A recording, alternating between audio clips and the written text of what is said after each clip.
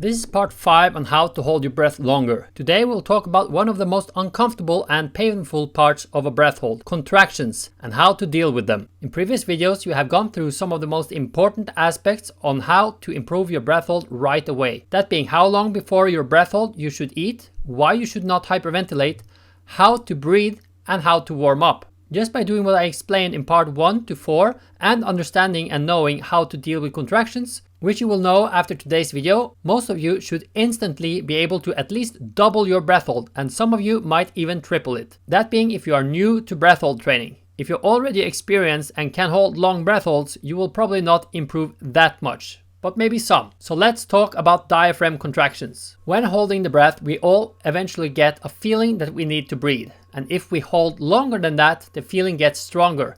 Eventually, most people get something called diaphragm contractions. People experience contractions differently and some don't even get them at all, which you will see later in this video with some of the people I have been teaching breath holds to. If you don't know what's happening or you never heard of it before, contractions can make you panic and feel like you're suffocating and will die if you don't breathe right now. But the fact is, contractions may be uncomfortable, but they're not dangerous. When I get contractions, I'm usually halfway or 2/3 the way through my breath hold. If I do long breath holds, I always get them. When I get them depends on how I feel that day and what I'm doing. If I'm swimming, you might not see that I'm getting contractions, but they are there. But if I'm laying still, you can see it very well. So let me explain a bit first, and then I will show you how it looks on different people at different stage of the breath hold. To know what actually happens in the body when we have diaphragm contractions, we need to know what the role of the diaphragm is. The diaphragm is located below the lungs and is the major muscle of respiration, also called breathing. It is a large dome-shaped muscle that contracts rhythmically and continually, and most of the time involuntarily. Meaning you don't have to think about using this muscle, it just goes automatic, unless you stop it intentionally by holding your breath. Upon inhalation, the diaphragm contracts and flattens, and the chest cavity enlarges. This contraction creates a vacuum, which pulls air into the lungs. When you exhale, the diaphragm relaxes and returns to the dome-like shape, and the air is forced out of the lungs. Now that you know what the diaphragm is, let me explain what causes the feeling of needing to breathe. The urge to breathe when holding breath primarily comes from rising levels of CO2 in the blood and lungs. CO2 is short for carbon dioxide. It is not the lack of oxygen that is the driving force for the breathing reflex. As we get higher levels of CO2, the body tells us to breathe. If you don't listen to the body and start breathing voluntarily, your body will try to force you to breathe by contracting your diaphragm. A contraction can be very subtle and almost invisible, or a movement that seems to bend the entire body in half like someone is vomiting. It differs from person to person. Some people may get small contractions that increase in strength the longer you hold, and others will get them very hard already from the first contraction. Like Siriana here, you can almost not see it on her in the beginning, and it never looks like she's getting strong contractions. While if you look at Daniel here, he gets it super hard from the first contraction and can't hold very long after he gets them. And Melanie does not get them at all. Which is better? I don't know. If you look at Lenka here, she got the contractions pretty early in her breath hold, counting that she did a pretty long breath hold. So she had them for a long time during the hold.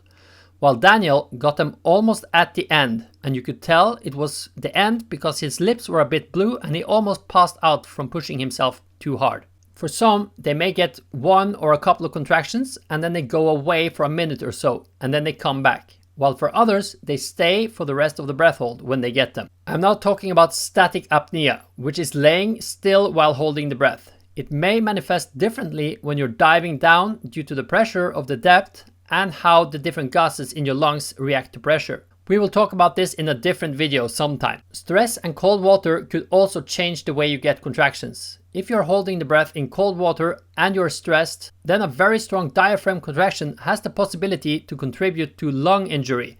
So it's very important to be warm and not freeze when doing breath holds. Freezing also makes your body shiver, which uses more oxygen and shortens your breath hold. For me, if I'm a bit stressed or I'm worrying about something, my breath hold will not be very good. Then I will get contractions pretty early and they're gonna be very uncomfortable. Then doing some warm-up rounds or stretching might be a bit of help, and it might ease the pain of the contractions. Then I mean you have to stretch before you do the breath hold. How can we stop the diaphragm contractions when we free dive or hold the breath? When practicing static apnea, you can try to delay the onset of contractions for as long as possible.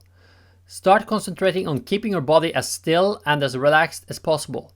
You can even try to have a slight tension in the diaphragm, but keeping it still. You don't want to force your body to not have contractions, tightening your abs and stopping them. That will use a lot of oxygen. Another technique to keep contractions from coming that early, which can be helpful, is swallowing. When you feel like the diaphragm is about to contract the first time, you can try to swallow, and that might help. However, for me, once they have started, they keep coming and I can't do anything other than just try to limit how strong they are. Before I thought when contractions arrive, I'm about halfway through the breath hold. But as you see, contractions vary very much from person to person. You should not use contractions to measure how far in your breath hold you are. It all depends on how you feel that day and which kind of person you are. Do you get them early? Do you get them strong? Do you get them at all? You may get no contractions and still pass out from the lack of oxygen. Or you may have them for 3 minutes and still be able to do another 2 minutes. In part 7 we will talk about how to increase CO2 tolerance by using CO2 tables. Hyperventilation or overbreathing can delay the onset of contractions because it causes the levels of CO2 in the blood to reduce, slowing down the arrival of the urge to breathe. This may cause the diaphragm contractions to come later, making your breath hold seem easier. However, hyperventilation causes oxygen to bond more strongly to the hemoglobin, the Bohr effect. It raises the heart rate and the rate of which we burn oxygen, reduces the blood flow to the brain, and massively increases the risk of blacking out due to the removal of the urge to breathe. So that is why one of the first videos I made in this series was why you should never hyperventilate before holding breath in water. What you will learn in part 7, which is not the next video but the one after that, is how to train your body to get used to high levels of CO2. This is the way we can adapt the body to breath holds and help us experience less diaphragm contractions or getting them later on. CO2 tables, apnea walking and other CO2 tolerance exercises are excellent ways of practicing and increasing your tolerance.